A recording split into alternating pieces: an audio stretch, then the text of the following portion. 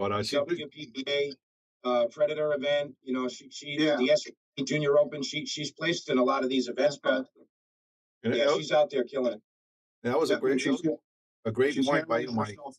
Sorry, chicken. She's handling herself on and off the table in such a way that it's very attractive to sponsors as well. Yeah, that was I was gonna say. That was a great point by Mike and what Chicken just said. You know, she's promoting her well self the way, you know, if the pros start doing that, Emily Duddy's doing that real well. And another girl, Mike, that you and I are both fond of is Ashley Benoit, who just became she's trying to be a professional on the circuit as well, and she's trying to do the same thing. And I think she has an opportunity to do it. I know you guys know a little bit about her. What do you guys think about Ashley taking this venture as well?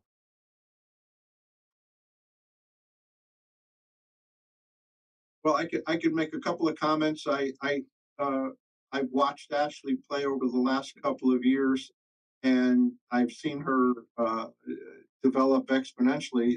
She's getting better all the time, and I'm a huge fan of the way she conducts herself on and off the table. And one shining example was in the final, as you guys all know, she ended up in the final at Super Billiards Expo in the ladies division, and in that match, she couldn't have been more graceful. Her opponent was having some technical problems. She was having an issue with, I think it was contact lenses, that kind of thing. And Ashley was so gracious and genuinely concerned for her opponent, and gave her a lot of extra time that she needed to get herself sorted out so that she was able to compete. And Ashley ended up losing that match. And the way she conducted herself, it was still with a big smile and very gracious, and congratulating her opponent. She seems to do that consistently. You know, we watch her play in the list matches, and you know, she wins a fair amount of them for sure, but when she loses, it's always very gracious. And I think big things are coming for her. Her dedication is incredible. I mean, she's on the table as much as she can be. So good for her, and always rooting for her. Yeah, I think I mean, I haven't been around her a whole lot, but from what I've seen, she has a real presence at the table. And I like the fact that she's also energetic and upbeat, you know, just like a pleasure to be around. So I'm going to root for her. I wish her the best of luck in this endeavor for sure. Yeah, I wanted to comment quickly about Ashley. You know, she had her runner-up finish at the Super Billiards Expo, and I think that particular match with Tina Moan kind of like lit a fire under her butt and said, you know what, you belong here, you belong at the top, and you're a competitor. And then you know she had that nice follow-up with the win at your room, Bobby, when she came to Yale, and she won the women in pool event. Yep. You know, and she actually got a chance to get revenge against Tina Mom, who she lost to in the finals at the Super Billiards Expo. So, you know, there was a ton of great female players in that event. You know, some of the top names: Stacy Bourbeau, Dawn Fox, Rebecca Hilton, all the names were there. And you know, after came out on top of that, that was I think like that's what solidified it. So I think that the motivation came at the Super Billiards Expo when she made it to the final. She just barely lost the match against Tina there, and then when she was able to get the win at your room, Bobby, that was the one that really said, you know what? All right, let's do this. Let's sign up for all the events. Let's go out there and kill. Nice. And it takes a lot of courage to do that. I mean, I know a lot of pool players, you know, obviously from our room, you got, you know, like Rob and Dave and Phil, I think always had probably a potential to do it, but to go try and do it, it's a big step, real big step. I'm real proud of her. Yeah, I think a lot of folks are behind Ashley, and we're all rooting for her, you know, local and abroad. You know, the folks in Rhode Island, we're all rooting for her. Massachusetts and Connecticut, the tri-state, we're all really behind her. And you know, it doesn't really matter where she resides. She's one of our Northeast players, and we're all making sure that you know we're giving her our support. Absolutely. Absolutely. All right, good. Now let's get to the World Championship of eight ball in Puerto Rico was also played. I don't know if you guys seen that or paid attention to it. What a great event that was as well. Obviously, right after the 10 ball, one of my guys, Jonas didn't do as well as he would have liked. He actually broke and was down 5-0 after that. And it's kind of tough to compete with that. Those guys can play, man. And did you guys watch it all? I mean, you have anything want to add about this tournament? Obviously, we'll talk about the winner, FSR, in a minute. But you guys want to add anything about the tournament? Yeah, I watched quite a bit of it, Bobby. I'm not so sure I agree with the winter break format in the 8 ball, but it is what it is. I mean, Feder Gorst uh, ran a 7 pack in one of his matches, so it was incredible to watch. And something to note of that is that 4 of the final 8 were from Poland in that tournament, which to me is just incredible. Shows you how strong the players are coming out of that country. Definitely. Obviously, like in the 8 ball game as well, obviously. I myself did not get to watch hardly any of that event, but Clint's bringing up a good point about the Polish contingent. Those guys, they've got some killers out of Poland. I know.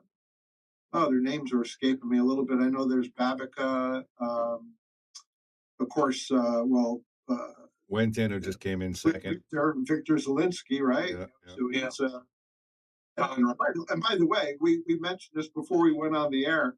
It's amazing how many of these guys, and not just a couple of the Polish guys, but Victor. These guys aren't even shaven yet, and they're like they're killers. It's amazing to see, but they're that young and they're playing at such a high level. You've got Gorst, you've got Jonas, and even Lucas, and then this Victor young man. It's a beautiful thing to see. They're not much out of 21-year-old range, and they're playing like they've been at it for 40 years. So a lot of fun. I wanted to comment quickly on Victor Zelinsky. My first time seeing him really compete in front of me, I was down in Virginia at the International Open, and he made it to the final there.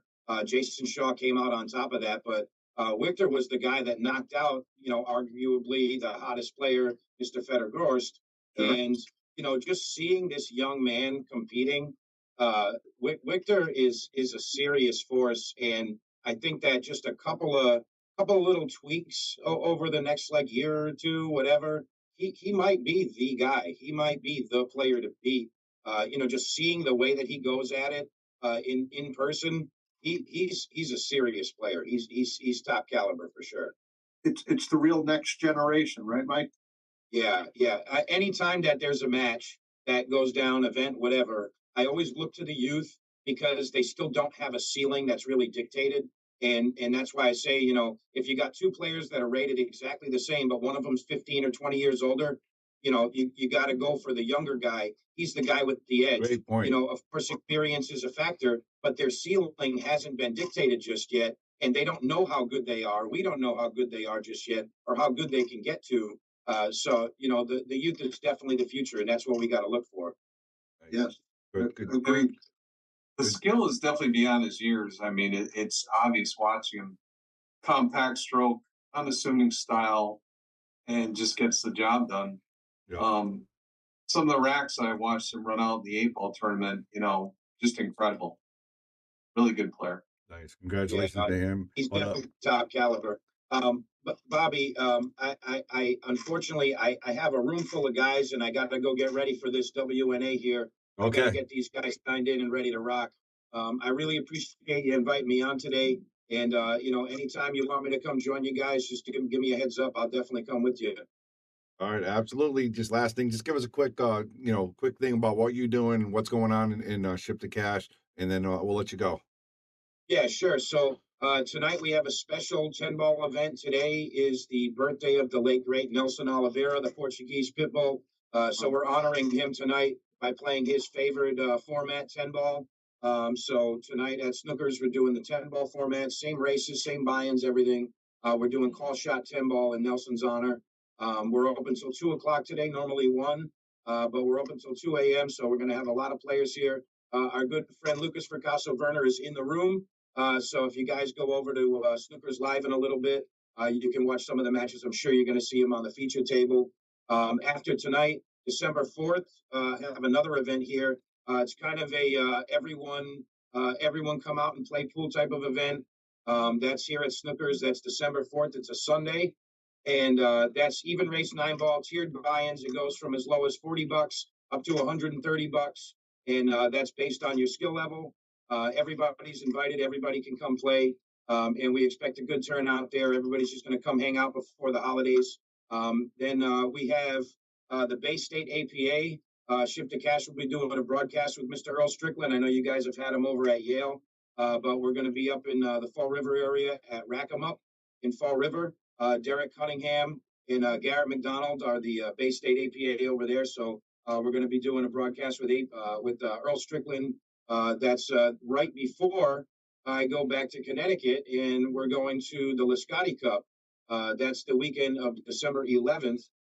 So I'll be at Rax doing the broadcast for that. A lot of great players from Connecticut and the surrounding states in that event. I'm looking forward to that one. And then family time, man. Family time through the Christmas season. And hopefully next year we have some cool stuff. I can't divulge the details of next year, but I will tell you that I'm working really hard in the background to make something special. We had the unfortunate closing and the cancellation of Mark Dion's New England 9-ball series. And I know that there's a lot of players out there that are looking to play some tournaments and there's not a ton of things going on out there right now. So, I am taking some steps to fill in that void and make sure that the players have something to play. So look forward to next year. We got some good things cooking. All right, awesome, Mike. Hey, Mike, before you sign off, I just wanted to say two things quick. Well, thanks for everything you do to promote pool. That's a big deal. I wanted to officially thank you for getting myself, and you probably heard from a host of other people, getting us through the early pandemic. When you came out with Ship to Cash and people playing from home on their home tables, it was not only brilliant, it really was life-saving.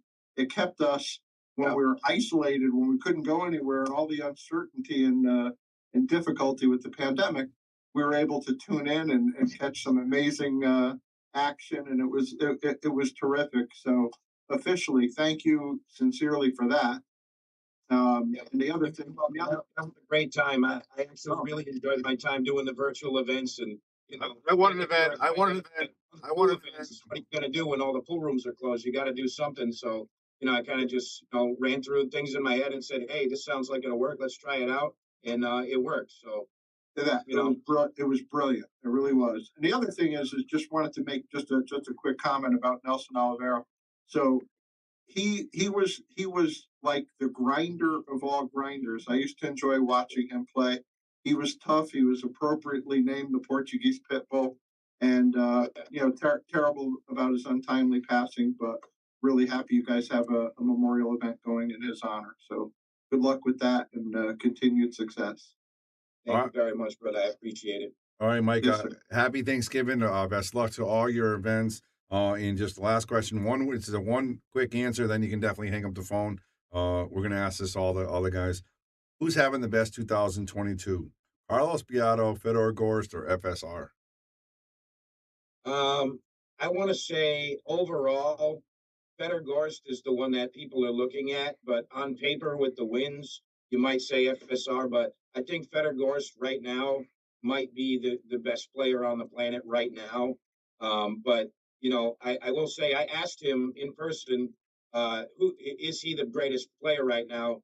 And from Fedor's mouth, he said that that changes weekly.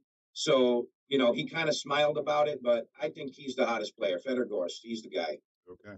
All right. Thanks a lot. Happy Thanksgiving, and hope to have you on again soon, Mike. Absolutely, Bobby. Thank you, guys. Enjoy your holiday. Likewise. All right, guys, let's get back to it. And I want your two opinion again. That was one of the questions I was going to ask. Obviously, congratulations to FSR with the big win and with the U.S. Open. And of course, Beato winning a lot of big stuff and Gorst. I mean, what do you guys think? Who do you guys think is the best? Who had the best gear 2022? You want to take it, Clint? I'll throw in my quick opinion. I think also Fedor Gorst at this moment in time, but I got to tell you, and it's How amazing how to can me you go because against FSR? He just came off the US Open yeah, and oh the yeah, World 8-Ball Championship. He just got picked to the Mosconi Cup, and you're picking you Federer know, Gorst. yeah. Federer Gorst didn't get picked for the Mosconi Cup, but he beat everybody that's on the European team except one. So recently, so I think Federer probably just by a hair, but FSR is, he's doing an amazing job, and he's got he was on the coattails of his two countrymen. He was the third. He was the third guy, right? Now Yeah, now he's like the big boss over there from Spain. he is. He David definitely is. Alcady. I mean, he's got good friends and some amazing talent in his country. And I guess Jonas is a friend of his as well. They He are. They're really played good. They're played with really him a good bit. friends, and we're gonna have both of them on the show as well. So Yeah, look forward to yeah. that. I'd like to see a round robin with Federer, Gorst, Jason Shaw, and FSR. Let them have at it. Now, listen, we're not talking that much about Beato, but that he had a great year. He won two Oh, huge events. He came in second in another. I mean, he just did so well. But all right, Clint. So we got Federer Gorst. We got two Federers, and we got Yeah, I'm a Carlo Beato fan, but I'd say right now you got to say FSR. He's peaked a little higher, in my opinion, than the other two. Um, the last several months. well. Don't forget, Federer wasn't allowed to play in a lot of those events, and he still had a True, magnificent year. that's true. and he That's and he, very he true. killed it at Derby City. So yeah, I don't know. I So, don't know. Yeah, well, you got to pick what one. we were watching him doing on the Bigfoot table was like otherworldly, Uh, wasn't it? that's his jam right there. He's so good on the big table. God, yeah, Nice. All right. Well, I'm gonna go with FSR, and maybe I'm riding the hot hand, if you will. But yeah. I mean, I was there for the U.S. Open. I saw the field. I saw great players, fall by the wayside. He's 30 years old. It was his first big championship, and then to come all the way back and to win another, win a world title again. I think that says a lot. Says a lot. But all right, I, big. I think the differences between these first three guys, maybe four guys, it's minuscule. It Yeah, really is. yeah. All right, no backing up on your pick. You picked Fedor. It's all No, no. right. Listen, I think I like. You know what? I like what Mike said is that uh, the young guy doesn't. His ceiling is not yet defined. Yes. You know, so the other Yeah, guys like Carlo absolutely. Beato, like FSR, these guys, I think they kind of know they're as good as they're going to be getting. And Gorst might be sitting there thinking, geez, I've still got a little bit more to learn. And he's what, 21 now, maybe I think 22. he's 23, but yeah, he's Is right he there. 23? I Okay. think so, All but right. he's right there. Yeah. All right, So maybe the very edges to nice. the younger guy. Well, But who knows? They're all, like I say, I think the difference would be, just so small, minute. all right, good conversation, guys. And anybody out there want to comment? I haven't really watched too much of the comments because it's so entertaining with you guys. But Alex Bausch says FSR hands down. Crystal Atkins is saying hello. Kevin saying hello. But any of you guys think out there, let us know in the chat. Even if we're not live later on, let us know. We'll go back and see what we think. See what Yeah. you guys think. Now you guys know that Jeanette Lee's doing a 30 for 30 special on ESPN coming up. You guys aware of that? I did hear about it, and I'm a big fan of 30 for 30 generally. I think they always produce really terrific shows. And so obviously they're going to have a lot of great material to work with Jeanette Lee. So looking forward to that. Yeah, I've seen the ad for it, but I haven't really read up on it. I'm not sure what it's all about, actually. Yeah. It's just about her life. I mean, she like we got the Roadrunner now, with the social media taking a storm. Back then we had her. That's it. She was the one that was making a name and using her every ability to get her name out there. And she won some big events, but she was the face of bull for 20 years. She was all about branding herself in a big way. The Black Widow moniker stuck like gorilla glue to her. It was perfect. She's a very, very pretty woman, and she plays really, really strong. Yep. And she'll get out there and mix it up with the guys. When she goes to Derby City, she'll spend the entire night in the pit. She'll go gamble all night long. Yep. So that earns my respect that she'll get out there and mix it up with the guys and take all comers and work out a game that makes sense. And she always had a lot of money or backers that were willing to put up the money. Yeah. And she plays marathons. Yeah. So make sure you guys watch that. It's on ESPN. It's December 13th. Yeah. It's 30 for 30, and it's the Jeanette Lee story, and it should be fantastic. I'm looking forward to it. It's great for the sport. It's great for her because if you don't know, she's battling cancer right now as well. So she's going through a tough time. But we did see her around at some events. Seems like she's doing a little better. So hopefully everybody sends prayers for her, and hopefully she can make a full recovery. Bob, do you know is it currently playing or it's coming out soon? It's coming out December 13th. December 13th. December 13th, it'll be live on ESPN December 13th. And then, of course, you can watch it on all your channels after that. Very good. So, Yeah, Tom says, remind me on that day. We probably will, Tom. It's pretty funny. All right. And then two more things I want to talk about real quick is Yale Billiards here where we are, your home rooms, respectively. And we are getting brand new Lippmann lights throughout the pool hall. What do you guys think of that? Fantastic. That's the final piece of the puzzle, really. Yeah, I believe. Yeah. You can see both you guys have beautiful tables back there. And Chicken, what do you got? The diamond light back there? I do. I have a diamond light, and it works terrific. And I'm all my old eyeballs have been through the ringer, so it's nice to have a really good light. And those lights, what you're talking about, the tournament style, and these diamonds, they don't make shadows, man. There's like the sides, everything's clean. It's just light, and there's a tiny, tiny dark spot right under the ball, and that's all you want. That's exactly what we're hoping. Give yourself the best view. Those lights you'll be happy with. I hope so. Because we do a lot of great events. I mean, like Clint, he's out of Masters out of here. We would like to have good players as long with the amateurs. And of course, the goal for me and the Shark Stream and Yale Billiards is the tables. I think we do a great job taking care of. But if we get these lights down, there's no reason why we can't have a 9-ball or a matchroom event here with 5 or 10 or even $20,000 added. Get some sponsors going. And I'm talking having Fedor here, everybody else here.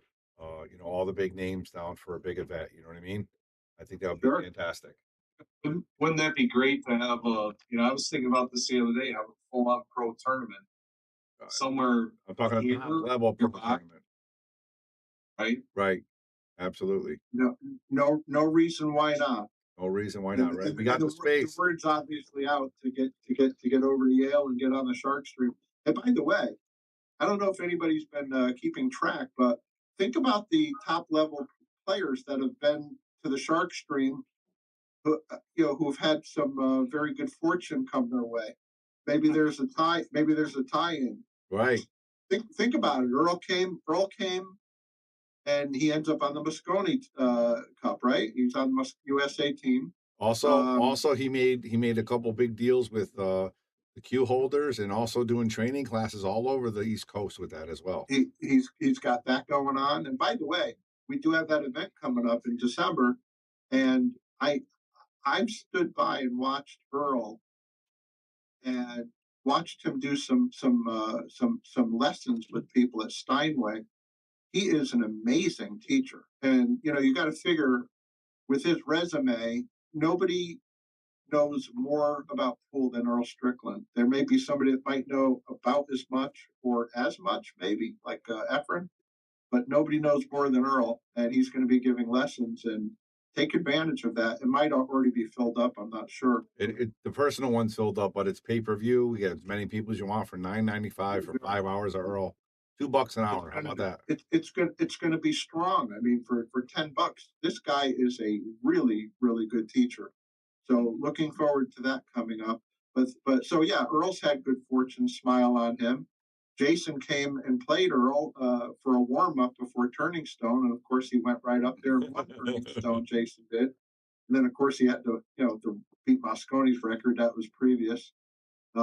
He won the international. He went down and won the international, right? So Yep. he did very nicely. How about Hoy? Hoy made a commitment to come over last year to the Shark Stream, and what did he do on the way? He took what was he third place at the U.S. Open, Yep. He did. right? He absolutely did. He absolutely did. So there seems to be an association with good things happening to guys and girls that come and hang out at the Shark Stream. I like that. So I like that. think about that FSR and Fedor and Christina. Yeah. Get them up here. Yeah, Yeah. and absolutely. And that's the plan. That's the plan. Absolutely. Sure. All right. Last thing we got to talk about, obviously, Clinton maybe messages like, hey, we got to talk about this. It's only 10 days away, 13 days away. The Moscone Cup's here, guys. It's literally right around the corner, right after Thanksgiving. A week away. Yeah, 1 week away. What are you guys thinking so far? I'm going to give you my opinion a little bit, but I want to hear what you guys think. And I got a lot of different feedback from different people here, so it's pretty interesting. But go ahead, let me give me some feedback. What do you think? Who's going to win, and how's it going to break down? I just want, before we get to that, something that came out today. I don't know if you guys heard about this, but Matchroom changed up their fans' choice. So the fans' choice the singles match is going to be on day 2, and then right after that match is over, the voting will open for the doubles match.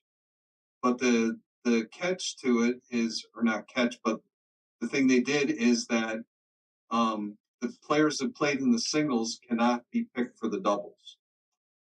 So that's something.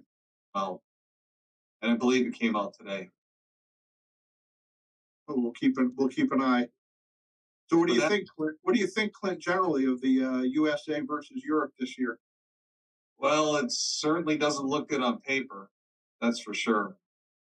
But it's Moscone, short races. It's been said time and time again. I think if the U.S. gets the early jump, the early lead, and keeps the pressure on, it may change what most people think is going to happen. That's kind of what I'm thinking right now. Yeah, the USA probably doesn't bode well playing from behind. So you're right. I don't think if they get behind early, it's going to be. I think it's going to be gloom and doom for USA. We're outmatched. I mean, I really think that we're outmatched. But I'm red, white, and blue through and through, and so I'm looking forward to a good event. And the USA, hey, they always do have a chance. And astutely, you're pointing out that they're short races, so the short race format is going to. I think it could help the USA certainly. And I honestly I like their picks. U.S. I mean Europe as well. But I like who they picked. I know you like Earl being on there. I do. Talent wise, yeah, for sure. And I think he can surprise some people out there. He's got a lot of experience in that atmosphere. Bring it on. Let's see what he does. Nice.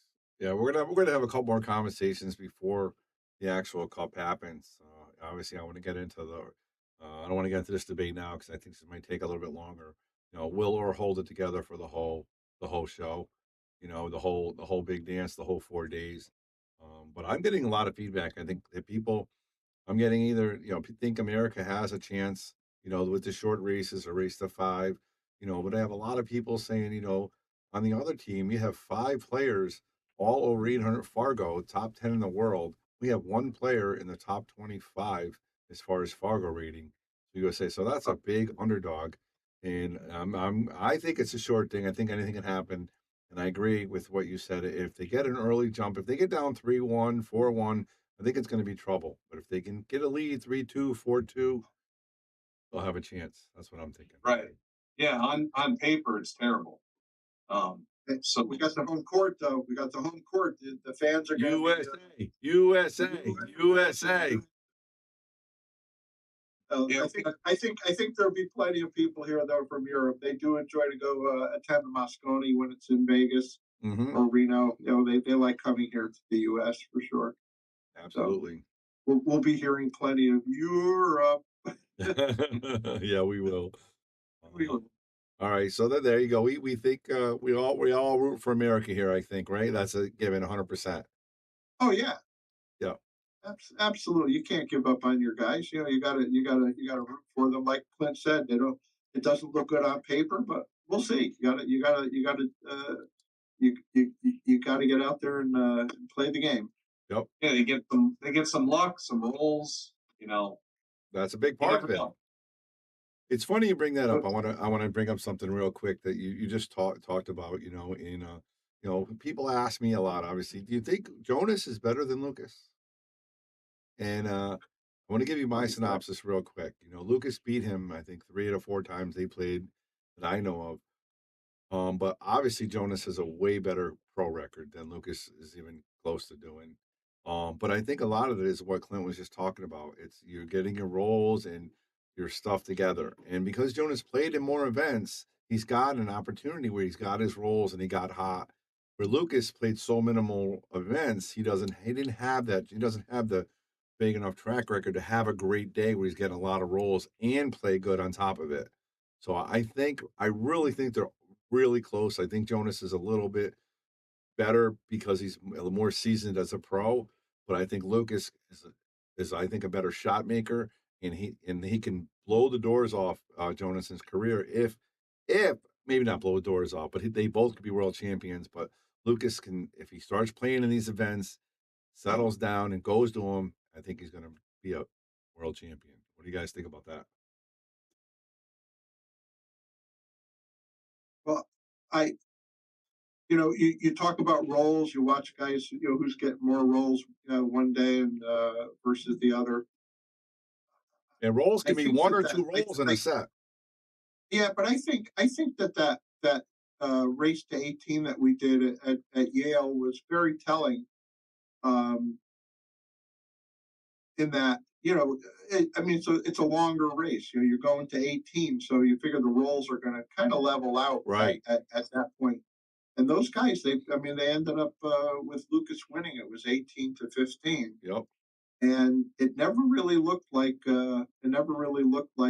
Jonas was in that match. I think that I don't know if it was the comfort of being at his home room, but I thought about that a lot because Jonas actually had more table time since the table was changed over to 4-inch pockets. He did how many challenge matches did he do? A lot. He was on the table Absolutely. all Yep, day for long sure. for days. And Lucas didn't have that much opportunity to get on the table, but he took care of business. He did a good job, and he also got him. It looked pretty easy over in Rhode Island at the Ocean State. Yeah. Uh, Well, uh, that was 7-5, right? The yeah, last but final Lucas, seven it, five. it, it looked, yeah, it didn't look like Jonas was ever in that match as well. Mhm. I think it's funny because on paper you look at it on paper, you think Jonas really does have an edge, and he may still. If they played 10 times, maybe he would get him 6 or 7 times. But Lucas doesn't have to be out of any matches. He is a great shot maker. I think there's just a couple of small areas where if he would tighten up on, and one of them is his position play. I think Lucas is so confident in his shot making ability, and with good reason, that I think he doesn't pay as good of attention on his position play, and he runs long sometimes or goes into balls that he shouldn't. And he can he can shoot his way out of those problems.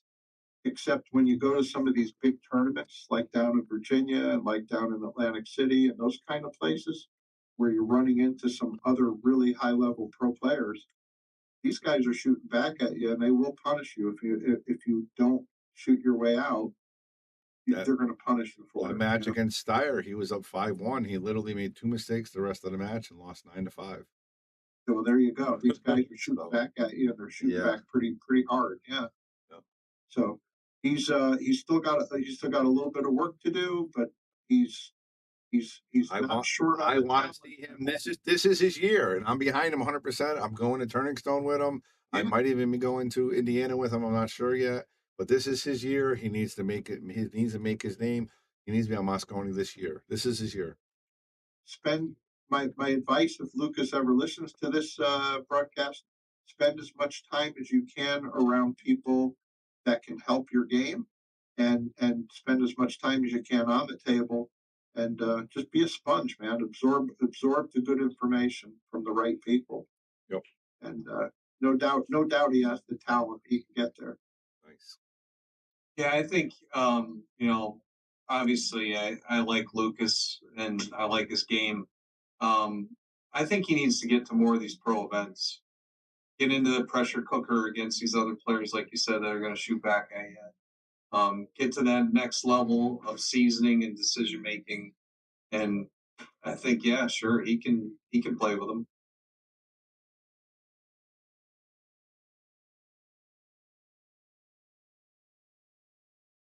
Bobby's pasting his turkey, I think. I agree 100%. And There you are. I'm right here. I let you guys, I gave you guys the platform for a little bit. You guys are doing a great job. And I guess that's all I got to add. Is there anything else you guys want to add? I think it was a great show. I want to give a shout out to Mike DeMarco. I thank you for that. And, we got big names coming to this show. I am mentioned already, Savannah. I mentioned her. I'm trying to get her on. Uh, Dominic Dunn over there in Florida, another top promoter on the East Coast. I really want to get him on here. And of course, the big name pros. I still want to get Jason on here after the Moscone Cup. We got Earl coming, so there's a lot of big things happening on the Shark Stream. And Clint and Chicken, I really appreciate what you guys are doing, helping us out and talking pool with us. And that's it. Anything you guys want to add before we go to the commercials and show off our proud sponsors, the reason why we're here? I just wish everybody a really good holiday season. Happy Thanksgiving to everybody. Be safe and enjoy. We did cover a lot, Bobby, for sure. It was a good talk. Yep, good Thanks show. for having me. All right, you got it. This is Bobby Hilton along with Clint Dixon and Brian Kickin' Chicken saying happy Thanksgiving. This is season 3, episode 3. Stay tuned. Keep it on the Shark Stream, and we'll see you guys soon. Oh, we got more action tonight. We got a list match and maybe a little action too. Nice. Oh, well, I always want to. Speaking of action, Saturday night there's going to be a match if you guys can do it. Robert versus Mike August, and these guys. Oh, yeah. This guy Mike August. I think he just went back to work, but this guy's got heart, man. He's good traveling all over. He's playing everybody. And of course, the Shark Stream gives people a platform. And if anybody out there wants to do a match, I'm sure Chicken and maybe even Clint would do some commentating for you. They work for Chicken Fee, give them a tip or two, buy them a coffee, they're happy. And, they'll stream your match for you, and the Shark Stream will do it for you also. So if you're interested in doing that, definitely check that out. And if you don't have an opponent, we can find one for you. You can get played at Yale Billiards. There you go. Bobby, where is Mike August from? Is he local? Massachusetts. And he really loves the Shark Stream, and he loves the way we take care of our tables. And so he played and it's not that he just wins because he lost a couple matches and he won a couple matches. So he just likes to play, and he's a competitor, and he's trying to make the next step. So we're going to give him a platform, and hopefully he does well with it. And he's sponsored by Professional Meats, and they need to look into a sponsorship at the Shark Stream. I agree. I agree 100%. All right, guys. Happy Thanksgiving. I'll see you guys later. Take care, guys. Bye-bye. We want to give a shout out to all of our sponsors here on the Shark Stream. You have Connecticut APA, Sigma Wear, Agency One Group, Jacoby Custom Cues, Women in Pool, Mabel's Tables at Michael's Deli, NM Billiard Sales and Service, 11 Hall Avenue, Wallingford, Connecticut, KM Maintenance, JT's Pool Cue Repair, Salado App, Mark Anthony Home Improvements, Tommy's Tattoo Supply, Jimmy's Auto Service, Joe Master Billiards, Airmouth Balls, Organic Tattoo, Vaculease, Tweeden Fiber Corp, Harriman Real Estate, Pool Table Magic, Ben Strong, K Morgan, Man Cave Memories, and of course, Viking Cues, Simonis Cloth, and Andy Gow. This is Bobby saying, boom, without you, there is no us.